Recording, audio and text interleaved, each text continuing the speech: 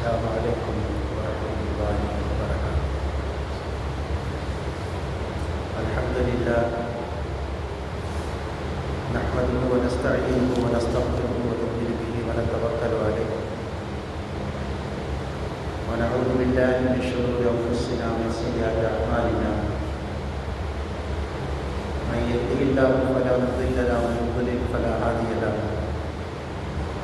ونشهد أن لا إله إلا الله وحده لا شريك له ونشهد أن سيدنا محمدا عبده ورسوله. أما بعد فقد قال الله تعالى في محكم التنزيل: أعوذ بالله من الشيطان الرجيم. بسم الله الرحمن الرحيم. وأنكحوا الأيام منكم والصالحين من عبادكم ليكونوا فقراء يغنيهم الله من فضله والله واسع عليم. قال النبي صلى الله عليه وسلم: خير الكلام كتاب الله وخير الهدي هدي محمد صلى الله عليه وسلم. صدق الله العظيم وصدق النبي الكريم. رب أوزعني أن أشكر نعمتك التي أنعمت علي. اللهم اغفر شيوخنا ولجميع الحاضرين برحمتك يا أرحم الراحمين.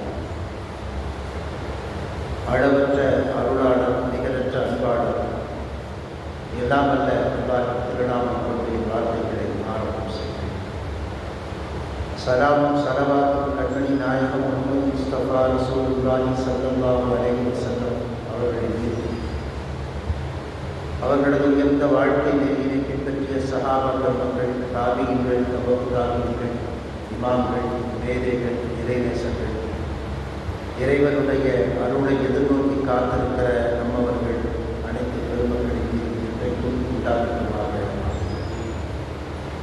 அன்பிற்குரிய பெரியார்களே, சகோதரர்களே, 100 என்கிற அத்தியாயத்தின் விளக்கங்களை தொடர்ந்து நாம் பார்த்துக் கொண்டிருக்கிறோம். அந்த வரிசையிலே இன்றைக்கு ஒரு சில வசனங்களுக்கான விளக்கங்களை இன்ஷா அல்லாஹ் பார்க்கிறோம். அல்லாஹ் சுப்ஹானஹு வ தஆலா சொல்கிறான்: வாய்க்கபுல் அயாமா மின்கும் வஸ்ஸாலிஹீன மின் இபாதிக்கும்.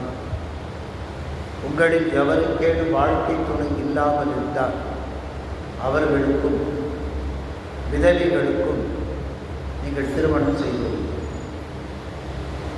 யகூனு ஃபுகராஅ, அவர்கள் ஒருவேளை ஏழைகளாக இருந்தால், யுக்னிஹிமுல்லாஹு மின் ஃபத்லிஹி, அல்லாஹ் சுப்ஹானஹு வ தஆலா தனது விசாலமான கருணையை கொண்டு அவர்களை செல்வந்தராக மாட்டார். அல்லாஹ் மிக விசாலமானவனாக இருக்கிறான், மனிதர்களின் நிலையை நன்றாக அறிந்தவனாக இருக்கிறான் என்று வசனத்தை சொல்கிறார். வாழ்க்கை துணை இல்லாமல் யாரும் இருக்கக்கூடாது. ஆணோ பெண்ணோ, இருப்பவரோ இல்லாதவரோ, உயர்ந்தவரோ தாழ்ந்தவரோ, சமூக மட்டத்திலே அந்தஸ்து பெற்றவரோ எளிய மக்களோ யாரும் துணை இல்லாமல் இருக்கக்கூடாது. இப்போ அபூர்வமாக ஒரு சிலருக்கு அந்த தேவை, அந்த தேட்டம் இல்லாமல் இருக்கும். எங்கள் பக்கத்தில் ஒருத்தருக்கு கல்யாணம் பண்ணி வச்சாங்க. இந்த மாப்பிள்ளை பொண்ணுக்கு இந்த பால் கொடுப்பாங்க இல்லையா, அந்த சமயத்தில் எழுச்சி போன ஆள் வரவே இல்லை, அப்படியே போயிட்டார். முன்கூட்டி சொன்னாரா, கட்டாயப்படுத்தி திருமணம் செய்து வைத்தார்களா, என்ன கணக்கு என்றே தெரியவில்லை. ஆனால் இந்த கதை மிக உறுதியாக பேசப்பட்டு கொண்டே வருகிறது. இந்த மனிதருக்கு இன்றைக்கு கிட்டத்தட்ட 70 தாண்டி. பிரபல்யமானவர்கள் நம்முடைய வாழ்க்கை நமக்கு தெரிகிறது. கலாம் போன்றவர்களுடைய, காமராஜர் போன்றவருடைய வாழ்க்கை நமக்கு தெரிகிறது. அவர்கள் திருமணம் தேவையில்லை என்று இருந்துவிட்டார்கள் என்று நமக்கு செய்திகள் தெரிகிறது. ஆனால் பெரும்பாலும் இஸ்லாத்தில் துறவரம் இல்லை என்று அழுத்தி சொல்லப்பட்டதால், திருமணம் எனது வழிமுறை என்று நபிகள் நாயகம் ஸல்லல்லாஹு அலைஹி வஸல்லம் திருமணத்தை செய்து வழிகாட்டிய காரணத்தினால், திருமண பந்தத்தில் ஆட்படாத ஒரு முஸ்லிமை, ஒரு இறை நம்பிக்கையாளரை நாம் நிச்சயமாக பார்க்க முடியும். அது எவ்வளவு முக்கியம் என்பதை பல்வேறு நிகழ்வுகளின் வழியாக நாம் விளங்கிக் கொள்ளலாம். மக்காவிலிருந்து புலம்பெயர்ந்து வந்த சஹாபாக்கள், மதீனாவில் இருக்கிற சஹாபாக்கள் அடைக்கலம் கொடுத்தார்கள். அவர்களை சகோதரர்களாக ஆக்கி வைத்தார்கள். எல்லாவற்றிலும் பார்ட்னர். 2 வீடுகள், ஒரு வீடு கொடுத்தார். தொழில் வைத்திருந்தால் தொழிலை கொடுத்தார். எல்லாம் கொடுத்தார். உச்சபட்சமாக அப்போ எல்லாருக்கும் 2 மனைவி 3 மனைவி, ஒன்றுக்கும் மேற்பட்ட மனைவிகள், 4 மனைவிகள் வரைக்கும் வைத்திருந்தார்கள். அதில் ஒருவரை மனவிலக்கு செய்து இத்தாவுடைய காலம் வரைக்கும் காத்திருந்து அது முடிந்த பிறகு தன் சகோதரருக்கு திருமணம் செய்தார். உச்சபட்ச தியாகம் என்பது அன்சாரிகளை, நபிகள் நாயகம் ஸல்லல்லாஹு அலைஹி சொல்றாங்க, அன்சாரிகளை நேசிப்பது ஈமானின் அம்சம். அன்சாரி சஹாபாக்களை யாராவது குறைத்து மதிப்பிட்டால் அவர்கள் நயவஞ்சகத்தின் அடையாளத்தோடு இருக்கிறார்கள் என்றார்.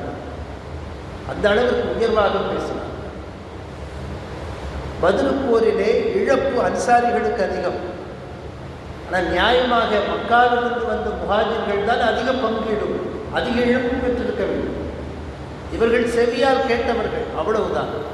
நேரடியாக பாதிக்கப்பட்டவர்கள் மக்கத்து தோழர்கள். எனவே அவர்கள் தான் முனைப்பாக அந்த போரிலே பங்கெடுத்து உயிர் துறந்து மிகப்பெரிய பங்களிப்பை செய்திருக்க வேண்டும், செய்தார்கள். ஆனாலும் இழப்பு என்னவோ, உயிரிழப்பு என்னவோ அன்சாரி சஹாபாக்கள். ஏற்ற கொள்கையை அவ்வளவு தீரத்தோடு நின்று அவர்கள் போராடினார்கள்.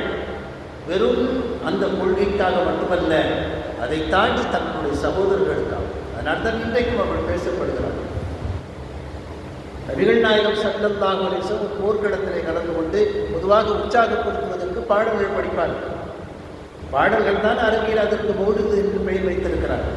புகழ் பால், அவ்வளவுதான். அந்த பாடல்கள் மனிதனை உற்சாகப்படுத்தும். இயல்பாகவே அரபு மக்களுக்கு கவிதையாக பேசுகிற ஆற்றல் உண்டு. எழுத படிக்க தெரியாது, எழுதவோ படிக்கவோ தெரியாது. ஆனால் அவர்கள் பேசினால் கவிதையாக பேசுவார்கள். தங்கள் புனைந்த உருவாக்கிய அந்த கவிதைகளை காபாவினுடைய திரைச்சீலையிலே தொங்கவிட்டு கொண்டு அதை போட்டியாக பார்க்கிற மனோபாவம் அவர்களுக்கு இயல்பாகவே இருந்தது. நபிகள் நாயகம் ஸல்லல்லாஹு அலைஹி வஸல்லம் ஒரு போர்க்கிடத்திலே கலந்து கொண்டு அல்லாஹும்ம லா ஈஷ ஈஷல் ஆஹிரா ஃபக்ஃபிரில் அன்சார் வல் முஹாஜிரா என்றொரு அற்புதமான கவிதையை படிக்கிறார். இறைவா, வாழ்க்கை என்பது மறு உலக வாழ்க்கை தான். இந்த முஹாஜிர்களையும் அன்சாரிகளையும் மன்னித்து விடுவாயாக என்று அவர்கள் வாசிக்கிறார்கள், பாடலாக படிக்கிறார். அவ்வளவு தியாகம். ஏனென்றால் திருமணம் அவ்வளவு முக்கியம். ஒரு ஈமானுடைய இறை நம்பிக்கையுடைய பாதையை அது முழுமை செய்து வருகிறது. வீதி பாதையை அல்லாவை பயப்படுவது கொண்டு அவர்கள் சரியாக்கி கொள்ளட்டும் என்று நபிகள் நாயகம் ஸல்லல்லாஹு அலைஹி வஸல்லம் சொன்னார்கள். எனவேதான் எப்பாடுபட்டாகிலும் திருமணம். அதனால தான் இந்த ஏழை குமர்களுக்கு இவ்வளவு உதவி ஏன் செய்கிறோம்? குமர் இருக்கக்கூடாது, திருமணமாகாமல் இருக்கக்கூடாது. அது அவர்களுக்கும் சிரமம், சுற்றி இருக்கிறவர்களுக்கும் சிரமம். ஒரு சமூக கட்டமைப்பை குலைத்து வரும், பல்வேறு தவறுகளுக்கு வழிவகுக்கும். எனவே தான் சஹாபாக்களுடைய வாழ்க்கையிலே பார்க்கிற போது இறக்கும் தருவாயில் மனைவி இல்லை என்று சொன்னால் திருமணம் செய்து கொள்வாங்க. இறக்கும் தருவாயில் இன்றோ நாளையோ நமக்கு முந்தைய மக்களுக்கு தெரியும். அவர் பெரும்பாலும் படுக்கையில் தான் மரணம். இன்றைய போல சட்டென்று மரணங்கள் கிடையாது. சொல்லி வைத்த மரணம் தான், சொல்லாமல் கிடையாது. அப்படி படுக்கையில் இருந்து 1 மாத காலமோ 2 மாத காலத்தில் அவர் போய்விடுவார் என்கிற நம்பிக்கையில் இருக்கிறவர் கூட எனக்கு திருமணம் செய்து வையுங்கள் என்று சொல்றார். ஏன்னு கேட்டாங்க, நபியுடைய சுன்னத்தை பின்பற்றாத நிலையில் நபியை சந்திக்க நான் வெட்கப்படுகிறேன். அந்த நேரத்தில் திருமணத்துக்கு வேறு என்ன தேவை இருக்கிறது? உடல் தேவையா? சமூக அந்தஸ்தா? பணம் ஏதாவது வரப்போகிறதா? பெண் வீட்டிலே சீர்தாமங்களை கொண்டு இறக்கப் போகிறார்களா? அல்லது அவர்கள் செலவிலே மருத்துவம் பார்க்க போகிறார்களா? அல்லது அந்த மகிழ்ச்சியிலே இன்னும் கொஞ்ச காலத்தில் வாழப்போகிறாரா? எதுவுமே கிடையாது. எல்லாம் நிர்ணயிக்கப்பட்டது பிரகாரம் நடக்கும், எந்த மாற்றம் கிடையாது. குர்ஆனிலே ஒரு வசனத்திலே அல்லாஹ் சுப்ஹானஹு வ தஆலா சொல்கிறார், அந்த அஜல் என்பது ஒரு தவணை முந்தவும் செய்யாது, பிந்தவும் செய்யாது. நபிகள் நாயகம் ஸல்லல்லாஹு அலைஹி வஸல்லம் சொன்னாங்க, இறப்பு உறுதியான நபரை பார்க்க சென்றால் கூட அவர் நீண்ட காலம் வாழ்வதைப் போல ஆஸ்வாசமான வார்த்தைகளை சொல்லுங்கள். உங்கள் வார்த்தைகள் அவருடைய ஆயுளை நீட்டிக்காது. அது ஒரு மேனஸ், அது ஒரு ஒழுக்கம், அது ஒரு நாகரிகம்.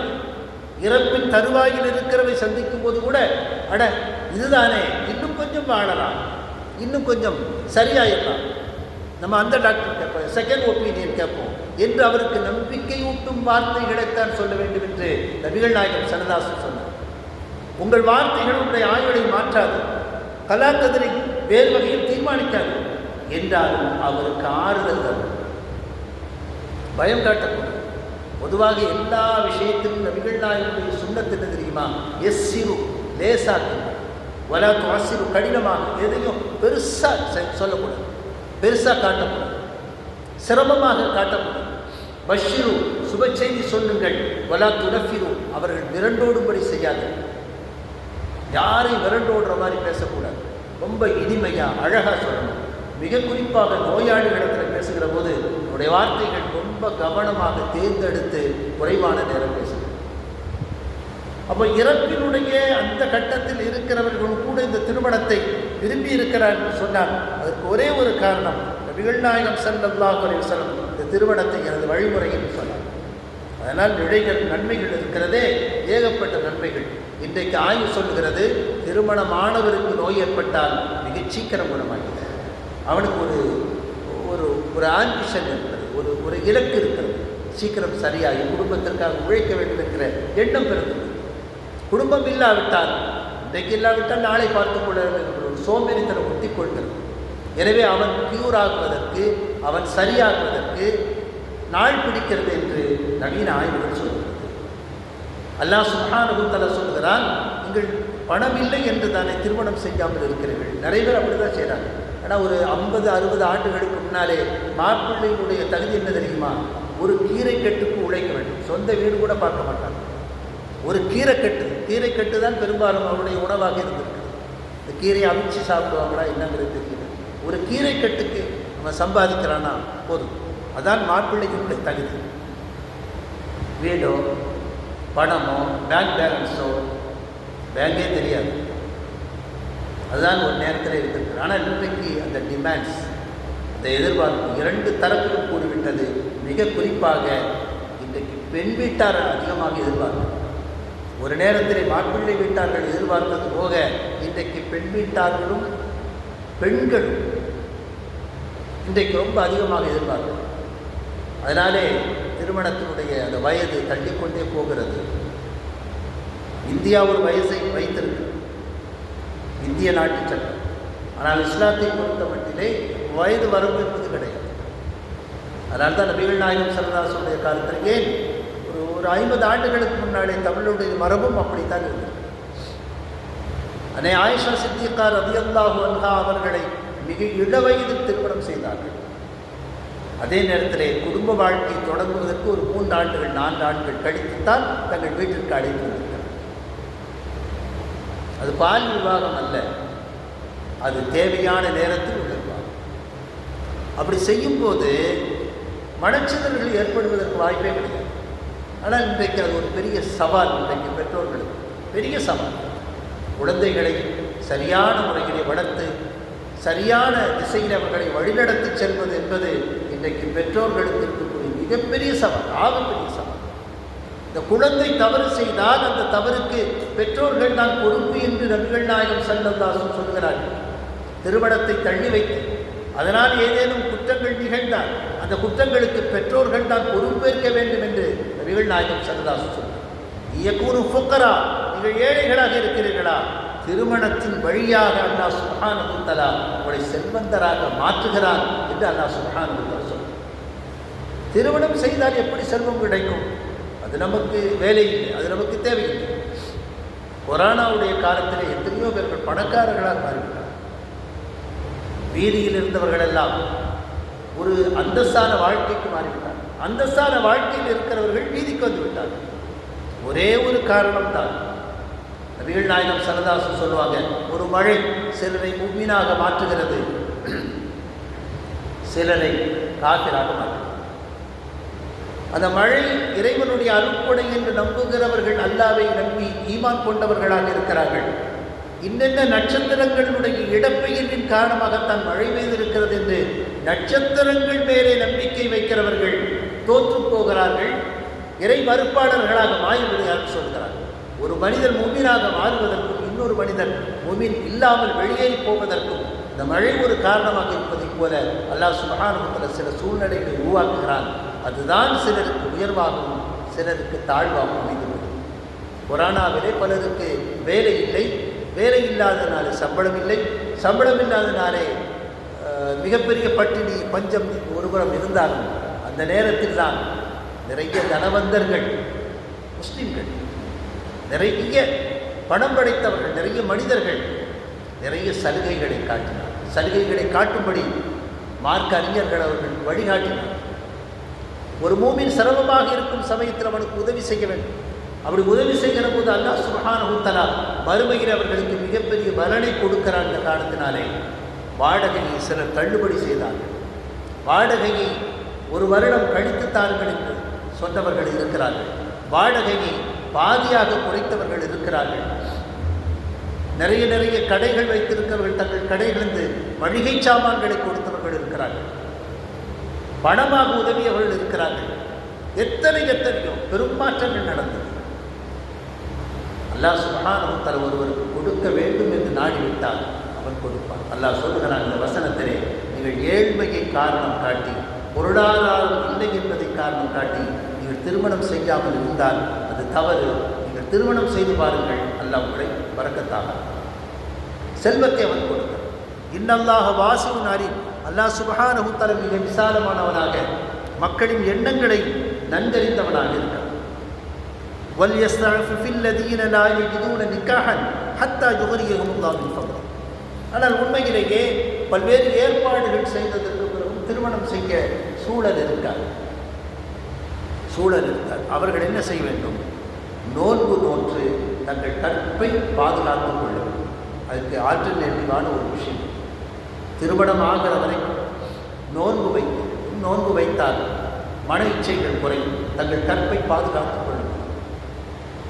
நாயகம் ஸல்லல்லாஹு அலைஹி வஸல்லம் எளிமையாக திருமணத்தை பல்வேறு வகைகளிலே நமக்கு காட்டி தந்தார்.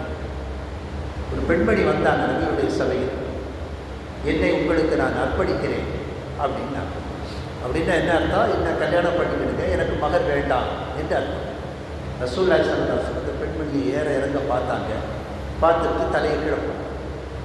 ஒன்றுமே ஒன்றும் சொல்லலைன்னோட நபி ஸல்லல்லாஹு அலைஹி வஸல்லம் திருமணம் செய்வதற்கான விருப்பம் இல்லை என்று அறிந்த பிறகு அந்த சபையில் இருந்த ஒருவர் சொன்னார், யார் சொன்ன, எனக்கு இன்னும் திருமணமாகவில்லை, நீங்கள் விரும்பினால் இந்த பெண்ணை எனக்கு திருமணம் செய்தார். அப்படியா, சரி, மகராக என்ன வைத்திருக்கிறார்? ஒரே ஒரு ஆடை தான் இருக்கிறது. இந்த ஆடை வைத்து என்ன செய்ய? நான் பாதி வைத்துக்கொண்டால் உனக்கு மறைப்பதற்கு எங்கே? நீ அவளுக்கு கொடுத்து விட்டால் உனக்கு கிடையாது, உனக்கு இருந்தால் அவளுக்கு கிடையாது, போய் தேடிக்கொண்டு எதையாவது எடுத்துக்கொண்டு வா.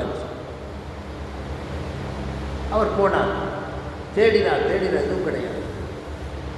ஒரு இரும்பு மோதிரமாவது உனக்கு கிடைக்காதா? இல்லை யார சொல்ல. அவர் அங்கே உட்கார்ந்தார். நபிகள் நாயகம் ஸல்லல்லாஹு அலைஹி வஸல்லம் அடுத்து கேட்டார்கள், திருக்குர்ஆனுடைய ஏதேனும் சில சூறாக்கள் மனப்பாடமாக இருக்கிறதா என்று கேட்டார். அவர் சொன்னார், எனக்கு பக்கராவினுடைய அத்தியாயம், அதற்கு அடுத்து இன்னென்ன அத்தியாயங்களை நான் மனப்பாடமாக வைத்திருக்கிறேன் என்று சொன்னார். இப்போ நபிகள் நாயகம் ஸல்லல்லாஹு அலைஹி வஸல்லம் சொன்னாங்க, அந்த அத்தியாயத்தில் 20 வசனங்களை நீ கற்றுக் கொடுக்க வேண்டும் என்கிற நிபந்தனையில் அதையே மகராக வைத்து உனக்கு திருமணம் செய்தது. இன்றைக்கி அதெல்லாம் செல்லாது. நான் 10 சூறா ஓதி கொடுக்குறேன், எனக்கு கல்யாணம் பண்ணுங்க அப்படின்னு சொல்லக்கூடாது. செல்லாது. அது நபியுடைய காலம். 20 அத்தியாயங்களை 20 வசனங்களை கற்றுக்கொடு, அதை மகனாக நான் வைத்து திருமணம் செய்து வைத்திருக்க சொன்னேன். அவ்வளவு சிரமமான காலகட்டம். அந்த காலகட்டத்தில் திருமணத்திற்காக இருக்கக்கூடிய அந்த மகன் அதுவே மிகப்பெரிய தடையாக மாறிவிடக்கூடாது என்பதற்காக நபிகள் நாயகம் ஸல்லல்லாஹு அலைஹி வஸல்லம் எளிமைப்படுத்தி அந்த பெண்ணை திருமணம் செய்து வைத்தார்கள் என்று வரலாறுகளிலே பார்க்க முடியும். அப்போ திருமணம் செய்யவே இன்னும் வாய்ப்பு வரவில்லை என்றால் நோன்பு நோக்க வேண்டும். நோன்பை கொண்டு தங்கள் கற்பை காத்துக் கொள்ளட்டும். உங்களின் அடிமைகள் எவரேனும் ஒரு குறிப்பிட்ட தொகையை சேகரித்து தருவதாக கூறி அதற்குரிய உரிமை பிரதியை எழுதி தரும்படி கேட்டால் அவர்கள் விடுதலையான பிறகு அவர்கள் கண்ணியமான முறையில் தங்கள் வாழ்க்கையை நடத்தி கொள்வார்கள் என்று நீங்கள் நம்பினால் உரிமை பத்திரத்தை எழுதி கொள்ளுங்கள். நிறைய அடிமைகள் இருந்தாங்க. நபிகள் நாயகம் ஸல்லல்லாஹு வந்த பிறகுதான் அந்த அடிமைகள் முறையை கொஞ்சம் கொஞ்சமாக ஒழிக்கப்படும். ஒரு தப்பு பண்ணியா ஒரு அடிமை உரிமை விட்டு அப்படின்னு நபி ஸல்லல்லாஹு அலைஹி வஸல்லம். அடிமை என்பது எவ்வளவு பணம் தெரியுமா, அது எவ்வளவு லாபம் தெரியுமா, அவ்வளவு மதிப்பு. நம்முடைய வேலைகளை சும்மா முடிப்பதற்கு எந்த கூலியும் இல்லாமல் சம்பளம் இல்லாமல் வேலை பார்க்கிறவர், அதுவும் பெண் அடிமை என்று சொன்னால் இன்னும் சொகுசு இந்த மனிதனுக்கு. நபிகள் நாயகம் ஸல்லல்லாஹு அலைஹி வஸல்லம் கொஞ்சம் கொஞ்சமாக அதை விடுதலை செய்தார். அப்போ அந்த அடிமைகள் நான் பணம் தர்றேன் என்னை விட்டுருங்க அப்படின்னு கேட்பாங்க. உங்களுக்கு தேவை பணம் தானே, மொத்தமாக பணம் தரேன். அப்போ அவர்களுக்கு உரிமை சீட்டு எழுதுங்க. அவர்கள் இதற்கு பிறகு கண்ணியமான முறையில் வாழ்வார்கள் என்று சொன்னால் அதற்கு நீங்கள் உரிமை சீட்டு எழுதி கொடுங்கள். அல்லாஹ் உங்களுக்கு கொடுத்திருக்கும் பொருளில் இருந்து அவர்களுக்கு கொடுத்து உதவுங்கள். உரிமை சீட்டு எழுதுங்க. அதை கொடுக்க முடியலைன்னா நீ கொஞ்சம் கொடுத்து உதவு. சல்மான் பாரிசின்னு ஒரு சஹாபி,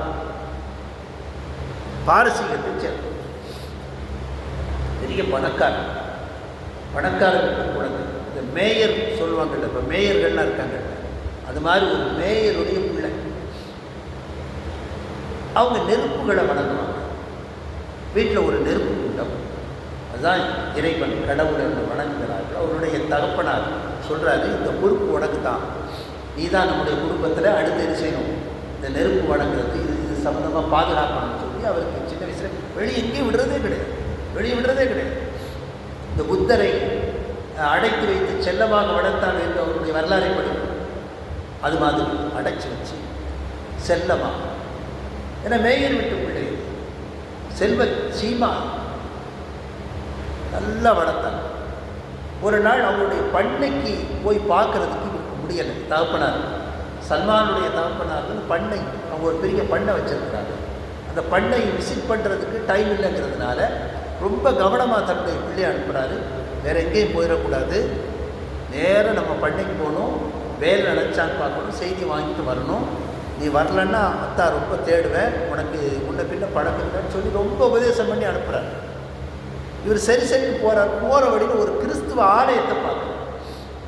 அந்த ஆலயம் அவருக்கு புதுசாக, ஏன்னா இது வரைக்கும் வீட்டை விட்டு வெளியே வரல. அந்த ஆலயத்துக்குள்ளே போகிறாரு. அவங்க வேற கடவுளை வணங்குறாங்க. அங்கே மந்திரங்கள் புதுசாக இருக்கு.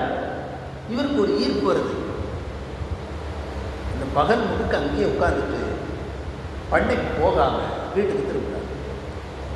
பிள்ளையை காணலைன்னு சொல்லி அவர் தனக்கு இருக்கக்கூடிய வீதி வேலையாட்களை எல்லாம் அனுப்பி தேடுகிறார். தேட இவரை காணவே இல்லை. கடைசியாக ஒரு வழியாக வந்து சேர்கிறார். அப்படி சேரும்போது ஏன் வரல, இவ்வளோ நேரம் என்னாச்சுன்னு கேட்கும்போது, நான் கிறிஸ்துவ ஆலயத்துக்குள்ளே போயிட்டேன், புதுசாக இருக்கேன், நம்ம அல்லாத நாம் வணங்காத இன்னொரு தெய்வத்தை அவர்கள் வணங்குகிறார்களே, அது நல்லா இருக்கு அப்படின்னு சொன்னோன்னே, ஆகா எதற்காக நாம் பயந்தோம் அது நடந்து விட்டதுன்னு சொல்லி இந்த பையனை ஒரு அறைக்குள்ளே தள்ளி பூட்டி போட்டு, இனி வெளியே போகக்கூடாது, ஹவுஸ் அரெஸ்ட். இப்போது அந்த கிறிஸ்துவ ஆலயத்தில் கேட்ட சில செய்திகளை ரிவைண்டாக ஓடிக்கிட்டே இருக்கும், மனசில் ஓடிக்கிட்டே இருக்கும். இப்போ ஒரு குறிப்பிட்ட பகுதி, அந்த பகுதியில் தான் இந்த மதத்தை கொண்டு வந்தவர்கள் இருக்கிறார்கள் என்கிற அந்த தகவலை அந்த பாதிரி சொல்கிறது, அந்த பயானில் அந்த உரையில் அவர் கேட்டது அவர் ஞாபகத்தில் வரும்.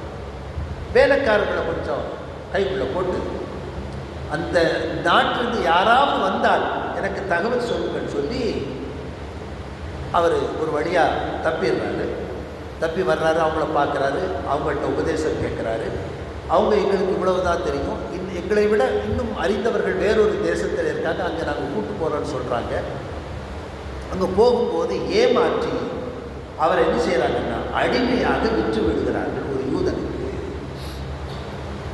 அது விற்கப்பட்ட இடம் எதுன்னு சொன்னால் மதீனாவில் விற்கப்பட்டது. இதற்கிடையே பல நீண்ட வரலாறு, ஒரே டைமில் நான் சொல்கிறேன். பல இடங்களில் அவங்க கஷ்டப்பட்டு ஒவ்வொருத்தரையாக பார்த்து சத்தியத்தை தேடி அலைஞ்சி கடைசியாக ஒரு யூதனுக்கு விற்கப்படுகிறார்கள், மதீனால விற்கப்படுறாங்க. அப்போ இந்த ஒவ்வொருத்தரையாக கேட்கும்போது ஒரு செய்தி கிடைக்கும். அரபு தேசத்திலிருந்து ஒருவர் வருவார், அவர் தான் இறை தூதர். அவருக்கு 3 அடையாளங்கள். அவர் தான் உண்மையான இறை தூதர். என்ன அடையாளம்? ஜக்காத்து பொருளை அவர் சாப்பிட மாட்டார். அன்பளிப்பு என்றால் சாப்பிடுவார். 3வது, புறா முட்டை அளவில் அவருடைய முதுகில் ஒரு முத்திரை இருக்கும். இந்த 3 தான் சல்மான் பாரிசி அவங்க கிரகிச்சு வச்சுக்கிட்டாங்க. ஒரு நாள் தோட்டத்தில் இந்த பேரித்த மரத்தோட மேலே ஏறி இதெல்லாம் படிச்சுட்டு இருக்கும்போது கீழே முதலாளி அவருடைய நண்பரும் உரையாடி கொண்டிருக்கிறார். யாரோ ஒருத்தர் மக்காவிலேருந்து வர்றாராம், அவரை வரவேற்கிறதுக்கு இந்த அறிவுகட்ட ஜனங்களெல்லாம் அங்கே போய் கூடி நிற்கிறாங்க அப்படின்னு ஒன்று. இந்த செய்தி ரொம்ப நாளாக எதிர்பார்த்துட்டு இருக்கார் இல்லையா, அவருக்கு ஒரு ஒரு பெரிய ஆனந்தம் வந்து அந்த மரத்தை விட்டு எங்கே முதலாளி தலையில் விழுந்துருவோமோ அப்படின்னு ஒரு பயத்தில் ஆனந்தத்தில் இருக்கிற நல்லா கட்டுப்படுத்திட்டு கீழே இறங்கி அந்த செய்தி சொன்னாட்ட திரும்ப சொல்லுங்கள், அவர் யார் எங்கேருந்து வர்றாருன்னு கேட்ட உடனே முதலாளி வந்து ஒரு அடி அடித்தார். உன் வேலையை பார்க்கணும். இருந்தாலும் இந்த செய்திகளை கிரகித்து கொண்டு கொஞ்சம் பேரித்தம்பழங்களை எடுத்துக்கொண்டு அவருக்கான ஓய்வு நேரத்திலே நபிகள் நாயகம் ஸல்லல்லாஹு அலைஹி வஸல்லம் பார்த்துடுறாரு. பார்த்துட்டு சொல்கிறாரு, நான் இந்த பக்கத்து தோட்டத்தில் வேலை செய்கிறேன், கொஞ்சம் ஜக்காத்து பொருட்கள் இருக்குது, நீங்கள் சாப்பிடுங்க. ரசூலுல்லாஹி ஸல்லல்லாஹு அலைஹி வஸல்லம் அதிலிருந்து ஒன்றை கூட தொடாமல் தன்னுடைய தோழர்களுக்கு பங்கிட்டு விட்டு பேசாமல் இருக்கிறாங்க. முதல் அடையாளம் சரி. இன்னும் கொஞ்ச நாள் கழித்து இன்னும் கொஞ்சம் பழங்களை சேகரித்து ரசூலுல்லாஹி ஸல்லல்லாஹு அலைஹி வஸல்லம் சமையலை கொண்டு போய் வச்சு, இது எனது அன்பளிப்பு, நீங்கள் உண்ண வேண்டும் என்று நாங்கள் ஆசைப்படுகிறோம். ரசூலுல்லாஹி ஸல்லல்லாஹு அலைஹி வஸல்லம் அதிலிருந்து சில பழங்களை எடுத்து சாப்பிட்டு தன்னுடைய தோழர்களுக்கு கொடுக்குறாங்க. 2வது அடையாளம் சரியாக போச்சு. 3வது முறை நபிகள் நாயகம் ஸல்லல்லாஹு அலைஹி வஸல்லம் அவர்களை சந்திக்க வருகிற போது நபி ஸல்லல்லாஹு அலைஹி வஸல்லம் கீழாடை ஒன்று மேலே ஒரு துண்டு இது அணிஞ்சிருக்கிறாங்க. முதுகு கொஞ்சம் திறந்தால் போல இருக்கிறது. ஆனால் அந்த புறாமுட்டை வடிவத்தில் இருக்கிற அந்த நபித்துவ முத்திரை சரியாக தெரியலை. இவர் அப்படி பேசிக்கிட்டே இருந்து நபியுடைய பின்னால் வர்றார். ரசூலுல்லாஹி ஸல்லல்லாஹு அலைஹி வஸல்லம் அவங்களுக்கு புரிஞ்சு போச்சு, இவர் நம்மை சோதிக்கிறார். அந்த நபித்துவ முத்திரை பார்க்க விரும்புகிறான்னு சொல்லி சும்மா கேஷுவலாக அந்த மேல் துண்டு அப்படி கொஞ்சம் எடுத்தாங்க. அவர் பார்த்தார். பார்த்துட்டு உடனே நபிகள் நாயகம் ஸல்லல்லாஹு அலைஹி வஸல்லம் கையை பிடிச்சி முசாபஹா செய்து இஸ்லாத்துக்குள்ளே வர்றார். இப்போ ரசூலுல்லாஹ் அவரை பற்றி கேட்குறாங்க. அவர் தன்னுடைய நீண்ட கதையை சொல்லிட்டு சொன்னார், நான் விடுதலையாக அவங்க முதலாளிகிட்ட பேசு. முதலாளியை இவரை விடக்கூடாதுங்கிறதுக்காக டிமாண்ட் ரொம்ப வைக்கிறார். 300 பேரித்த மரக்கன்றுகள் வேண்டும், நட்டித்தரம் என்னுடைய தோட்டத்தில். அப்புறம் 40 ஊக்கியா தங்கம், 40 ஊக்கியா, ஒரு முட்டை அளவு தங்கம். அதாவது இந்த சல்மான் என்கிற ஒரு தனி மனிதரால் சாதிக்க முடியாத ஒரு டிமாண்ட் வைக்கிறான். ரசூலுல்லாஹி ஸல்லல்லாஹு அலைஹி வஸல்லம் வந்து சொல்கிறாங்க, யாரை சொல்ல இப்படி சொல்கிறாங்க. அப்போ தான் ரசூலுல்லாஹி ஸல்லல்லாஹு அலைஹி வஸல்லம் சொல்கிறாங்க, உங்கள் சகோதரருக்கு உதவுங்கள், உங்கள் சகோதரர் விடுதலையாவதற்கு உதவுங்கள். பொதுவாக செய்யணும். சக மனிதர் துன்புறுகிற போது எனக்கென்ன என்று இருப்பது முஸ்லீமுக்கு அழகல்ல. பக்கத்து வீட்டுக்காரன் பசித்திருக்க தான் மட்டும் உண்பவன் முஸ்லீமா உண்மையான முஸ்லீம் அல்ல. இந்த முஸ்லீமுடைய இலக்கணம். இப்போ சல்மான் பாரிசி விடுதலையாக வேண்டும் என்று சொன்னால் 300 மரக்கன்றுகள் நட வேண்டும், 40 ஊக்கியா தங்கங்கள் கொடுக்க வேண்டும். அதற்கு ஏற்பாடு பண்ணுங்க. உடனே ஒருத்தர் 30 மரக்கன்று கொடுத்தார், இன்னொருத்தர் 20 கொடுத்தார். மழை சேர்ந்துச்சு.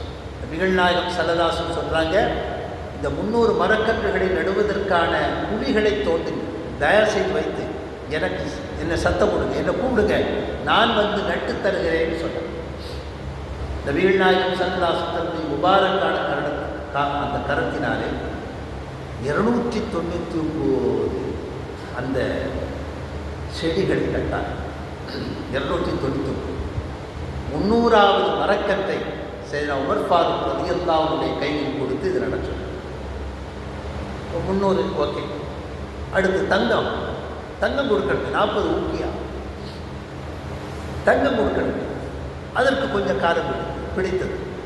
ரசூலுல்லாஹி ஸல்லல்லாஹு அலைஹி வஸல்லம் கொஞ்சம் பொறுத்திருங்கள் என்று சொன்னார்கள். இவர் ஓய்வு நேரத்தில் நபியிடத்தில் வரவும் தோட்டத்திற்கு சென்று தன்னுடைய எஜமானனுக்காக வேலை பார்ப்பதுமாக இருக்கிறார் சல்மான் ஃபாரிசி ரலியல்லாஹு அன்ஹு அவர்கள். ஒரு காலம் வந்தது, நபிகள் நாயகம் ஸல்லல்லாஹு அலைஹி வஸல்லம் ஒரு முட்டை அளவுக்கான தங்கம் ஒருவர் அன்பளிப்பு செய்கிறார். கொஞ்சம் காலம் ஆயிடுச்சு, மரக்கன்று நட்டு கொஞ்சம் காலம் ஆகிவிட்டது. அதற்கு பிறகு கொஞ்சம் தங்கம் கிடைக்கிறது, ஒரு முட்டை அளவிற்கு கிட்டத்தட்ட 40 ஊக்கியா. ஆனால் அது நபியுடைய கையில் இருக்கிற போது 40 ஊக்கிய அளவிற்கு தேர்வா என்று தெரியாது, பார்த்தால் அப்படி தெரியாது, அதை விட குறைவான தங்கம் தான். இந்த தங்கம் கிடைச்சது பாருங்க. நபிகள் நாயகம் ஸல்லல்லாஹு சொன்னாங்க, சல்மான் எங்கே இருக்கிறார், அவர் அழைத்து வாங்க. சல்மான் சொல்றாங்க, ரசூலுல்லாஹி ஸல்லல்லாஹு அலைஹி வஸல்லம் எவ்வளவு தோழர்கள் மேல் அன்பு, அந்த செய்தியை நினைவில் வைத்திருந்து இவருக்கு கொடுக்க வேண்டும் என்று நினைத்து என்னை ஞாபகம் வச்சு என்னை கூப்பிட்டு என் கையில் கொடுத்து முதலாளிட்ட கொடுப்பாங்க. நிச்சயமாக சொல்கிறேன், 40 ஊக்கியா இருக்காது. நான் ரசூலுல்லாஹ்ட்ட என்னுடைய கவலையை சொன்னேன், என்னுடைய சந்தேகத்தை சொன்னேன். இது 40 ஊக்கிய அளவுக்கு தேராத, இதை வச்சு என்ன செய்ய, நான் எப்படி கொடுக்க? நபிகள் நாயகம் ஸல்லல்லாஹு சொன்னாங்க, ஒன்றும் பேசாதே, கொண்டு போய் உன் முதலாளியுடைய கையிலே கொடு, அப்புறம் பாருங்கள். அல்லாஹ்வின் மீது ஆணையாக நான் என் முதலாளி இடத்தில் கொண்டு கொடுத்தேன். அவன் நிறுத்து பார்த்தான், 40 ஊக்கியாக்கு கொஞ்சமும் குறைவில்லாமல் இருந்தது. அவன் மகிழ்ச்சி அடைந்தான். ஓ, நீ விடுதலை ஆகிக்கொள் என்று சொல். இந்த வசனத்தில் அல்லாஹ் சுப்ஹானஹு வ தஆலா சொல்றான், அடிமைகள் உரிமை சீட்டு எழுதி கேட்டால் கொடுங்கள். உதாரணமாக இன்றைக்கு வச்சுக்கிடுமே, இந்த கேரளாவில் ஒருத்தர் அநியாயமாக மாட்டிக்கிட்டார். ஒரு இன்சிடெண்ட்டில் 38 லட்சமும் 38 கோடியும் 38 கோடி 38 crore அது கொடுத்த பிழைத்தொகை. அது எல்லாம் கரெக்ட் பண்ணி கொடுத்து அந்த ஆளை கொண்டு வர. இது நபிகள் நாயகம் ஸல்லல்லாஹு அலைஹி வஸல்லம் விதைத்த மனித நேயம். எனக்கென்னால் இருக்கிறது. அவ்வளோ பேர் தங்களால் முடிந்த பணங்களை திரட்டி அவரை காப்பாற்றுவது போல நபிகள் நாயகம் ஸல்லல்லாஹு அலைஹி வஸல்லம் சல்மான் ஃபாரிஸுக்கு ஏற்பாடு செய்தாங்க. அல்லாஹ் குர்ஆனில் சொல்கிறான், நீங்கள் அந்த உரிமை சீட்டு கொடுங்க, கொடுத்த பிறகு அதை அவரால் செய்ய முடியாவிட்டால் நீங்களும் உதவி செய்யுங்கள். ரசூலுல்லாஹி ஸல்லல்லாஹு அலைஹி வஸல்லம் சொன்னாங்க, வேலைக்காரருக்கு அவருடைய சக்திக்கு மீறி வேலை கொடுக்கக்கூடாது. உதாரணமாக ஒருத்தர் 50 கிலோவால் தான் தூக்க முடியும், அவரால் 50 கிலோ தூக்க முடியும்னா 100 கிலோ தூக்க சொல்லக்கூடாது. ஆனால் நமக்கு வேறு வழி இல்லை, அவர் தான் தூக்கி ஆக வேண்டும் என்று சொன்னால் அந்த வேலையை கொடுத்து விட்டு நாமும் உதவிக்கு செல்ல வேண்டும் என்று நபிகள் நாயகம் ஸல்லல்லாஹு அலைஹி வஸல்லம் அதுதாங்க அல்லாஹ் சொல்றார். உரிமை சீட்டு எழுதி கொடுங்க, அவர் கண்ணியமாக வாழட்டும், ஆண்களோ பெண்களோ அவர்கள் கண்ணியமாக வாழட்டும். அதற்கு பிறகு அந்த உரிமை சீட்டுக்கு தக்கவாறு அந்த பணம் கொடுக்க முடியாவிட்டால் நீங்கள் அவர்களுக்கு உதவி செய்யுங்கள், அவர்கள் விடுதலையாக உதவி செய்யுங்கள். அடுத்து அல்லாஹ் சொல்கிறான், உங்கள் அடிமை பெண்களை இந்த உலக வாழ்க்கையின் அற்ப பொருளை அடையும் பொருட்டு அவர்களை விபச்சாரம் செய்யும்படி நீங்கள் நிர்பந்திக்காதீர்கள். இது இன்னைக்கு தேவையான ஒரு மேட்டர். இன்றைக்கு பெண்களை என்ன செய்கிறாங்க, விற்கிறாங்க, பயன்படுத்துகிறாங்க, அன்பளிப்பாக கொடுக்குறாங்க, பல இடங்களில் நடக்குது. நபிகள் நாயகம் ஸல்லல்லாஹு அலைஹி சொன்னாங்க, ஷைத்தானினுடைய மிகப்பெரிய வலைகள். சமீபத்தில் ஒரு மாற்றுக் கட்சியில் இருக்கக்கூடிய ஒருத்தரை பற்றி எழுதுகிறாங்க. அவர்கிட்ட இருக்கக்கூடிய ஒரே ஒரு ப்ளஸ், பெண் சபலம் கிடையாது. எழுதுகிறான், மாற்றுக் கட்சி, சமூகத்திற்கு ஆகாத கட்சி, எதிர்கட்சி. இப்போ ப்ளஸ் மைனஸ் எழுதிட்டு வரும்போது அவருக்கான ப்ளஸ் என்ன, பெண் சபலம் கிடையாது. பெண்களை இப்படி பயன்படுத்தக்கூடாது என்று 1400 ஆண்டுகளுக்கு முன்னாலேயே அல்லாஹ் சுப்ஹானஹு வ தஆலா கட்டளை. அது பெரும் பாவம், பெரிய பாவம். அவர்களை நிர்பந்திக்காது. அவர்களை எவரேனும் அவர்கள் விருப்பத்திற்கு மாறாக நிர்பந்தத்திற்கு உள்ளாக்கினால் அல்லாஹ் அவர்களை மன்னித்து விடுவார். நிர்பந்தமாக அந்த வலைக்குள்ள விழுந்துட்டாங்கன்னா அவர்கள் குற்றவாளிகள் அல்ல. அல்லாஹ் மனதை பார்க்கிறார், செயலை பார்ப்பதை விட அந்த செயல் நிகழ்வதற்கான காரணிகளை அல்லாஹ் சுப்ஹானஹு வ தஆலா பார்க்கிறான். அல்லாஹ் அவர்களை மன்னிக்கிறான். அல்லாஹ் அவர்களை மன்னித்து கருணை புரிந்து அவர்களை ஈடேற்றம் பெற செய்கிறான். ஆனால் நிர்பந்தம் செய்தவன் பாவியாக மாறி திருமணம் தொடர்பான பல்வேறு செய்திகளை இந்த வசனத்தில் அல்லாஹ் சுப்ஹானஹு வ தஆலா சொல்கிறார். முதலில் திருமணத்திற்கு இருக்கக்கூடிய தேவையற்ற தடைகளை நீக்க வேண்டும். கட்டாயம் எல்லோரும் திருமணம் செய்வதற்காக நாம் ஏற்பாடுகளை செய்வோம். அதனால தான் இன்றைக்கி பெண்களுக்கான அந்த மகர், அப்போ பெண்களுக்கான திருமணத்திற்கான உதவி ஜமாத்து நிறைய உதவி செய்யுது, வசதி உள்ளவங்க உதவி செய்கிறாங்க. குடும்ப உறுப்பினர் கேரளாவில் மயிலாஞ்சின்னு ஒரு ஃபங்க்ஷன், மயிலாஞ்சி அதற்கு முந்தைய நாள் இந்த மருதாணி பெண்கள், இந்த மணப்பெண்ணுக்கு மருதாணி எழுவது அதை மையமாக வைத்து ஒரு நிகழ்வு. அது ஆக்சுவலாக எதுக்குன்னா குடும்ப உறுப்பினர்கள் அந்த திருமணத்துக்கு தேவையான எல்லாத்தையும் கொண்டு வந்து இறக்கி, ஃப்ரிட்ஜ் இறக்கிடுவாங்க, வாஷிங் மிஷின், கட்டில், மெத்தை என்று சொல்லி அந்த பெண்ணுடைய வாழ்க்கைக்கு தேவையான எல்லாவற்றையும் உறவுக்காரர்கள் முந்தி இரவே கொண்டு வந்து சேர்த்து விடுவாங்க. அவர்களுக்கு சின்னதாக ஏதோ ஒரு சாப்பாடு, ஒரு ஃபங்க்ஷன் மாதிரி கண்ணியமான உதவியாக. காரணம், யாரும் திருமணம் ஆகாமல் இருக்கக்கூடாது. திருமணம் அவ்வளோ வரக்கத்தான வாழ்க்கை. திருமணமற்றவர்கள் உடல் உலகியல் ரீதி, மார்க்க ரீதியிலும் மறுமை ரீதியிலும் தோல்வி அடைந்தவர். அவர்கள் வெற்றி பெறுவதற்கான வாய்ப்புகள் மிக குறைவு. ஆனால் திருமணம் செய்தவர்கள் தான் அந்த திருமண பந்தம் எதுவரைக்கும் இருக்கிறது? சொர்க்கம் வரைக்கும். சொர்க்கத்தில் இதே ஜோடிகள் தான் அங்கே உள்ளே போகிறார். அல்லாஹ் சுப்ஹானஹு வ தஆலா இந்த பந்தத்தை சொர்க்கம் வரைக்கும் கொண்டு செல்கிறார். சொர்க்கம் வரைக்கும் ஆழமான பந்தம். அது அவ்வளவு நன்மைகளை தருகிறது. இருவரும் ஒருவருக்கு புரிந்து கொண்டு விட்டு கொடுத்து குடும்பம் தழைப்பதற்காக உதவியாக ஒரு கட்டத்திற்கு மேலே ஆன்ம வளர்ச்சியில் இருவரும் கவனம் செலுத்தும். அதே குடும்பத்துக்குள்ளே இருக்கக்கூடாது. அதற்கு பிறகு இருவருமே ஒருவருக்கொருவர் மார்க்கம் படித்து பகிர்ந்து கொண்டு ஆன்மாவை வளர்ப்பதற்கான, இறைவனை அடைவதற்கான முயற்சியில் ஈடுபட்டு பரஸ்பரம் இருவரும் சேர்த்து உழைத்து அந்த ஆன்மாவை வெளிப்படைய செய்யும். அதற்குத்தான் இருக்கிறது. அதற்கான எல்லா தடைகளையும் களைய வேண்டும் என்று அல்லாஹ் சுப்ஹானஹு வ தஆலா சொல்கிறார். அடிமைகளை விடுதலை செய்யும், அடிமைகளை கண்ணியமாக நடத்துங்கள், அடிமைகளுக்கு தேவையான எல்லா விஷயங்களும் செய்து கொடுங்கள். உரிமை சீட்டு அவர்கள் கேட்டால் எழுதி கொடுங்கள். எழுதி கொடுத்த பிறகு அவர்களால் கொடுக்க முடியாவிட்டால் அதற்கு உதவி செய்யும். சல்மான் ஃபாரிஸுடைய வரலாறு மிகப்பெரிய உதாரணம். ஒரு தலைவருக்கு அந்த ஒரு தனிப்பட்ட தொண்டரை விடுதலை செய்ய வேண்டும் என்பதில் என்ன தேவை இருக்கிறது? 300 மரக்கன்றுகள் என்பது சாதாரணம், 40 ஊக்கியா தங்கம் என்பது சாதாரணம். அதையெல்லாம் திரட்டும்படி செய்தார்களே. சக மனிதனுடைய லாப நஷ்டத்தில் பங்கேற்க வேண்டும் என்கிற மனிதநேயத்தை நபிகள் நாயகம் ஸல்லல்லாஹு அலைஹி வஸல்லம் இங்கே உற்பத்தி செய்து உருவாக்குகிறார்.